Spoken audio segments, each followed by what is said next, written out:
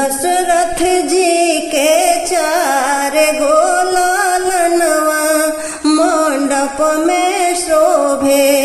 दशरथ जी के 4 गो लालनवा मंडप में शोभे। के दिहले मूंज के डोरी, के दिहले पढ़े के पोथिया। के दिहले मूंज के डोरी, के दिहले पढ़े के पोथिया।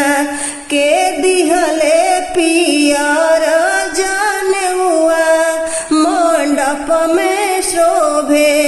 के दिहले पियर जनेऊआ मंडप में शोभे। दशरथ जी के 4 गो लालनवा मंडप में शोभे। दशरथ जी के 4 गो लालनवा मंडप में शोभे। 9 दिहले मूंज के डोरी, ब्राह्मण दिहले पढ़े के पोथिया। 9 दिहले मूंज के डोरी, ब्राह्मण दिहले पढ़े के पोथिया। बाबा दिहले पियर जनेऊआ मंडप में शोभे। बाबा दिहले पियर जनेऊआ मंडप में शोभे। दशरथ जी के 4 गो लालनवा मंडप में शोभे। दशरथ जी के 4 गो लालनवा मंडप में शोभे। के दिहले पियर पीताम्बर, के दिहले माथे चंदन। के दिहले पियर पीताम्बर, के दिहले माथे चंदन।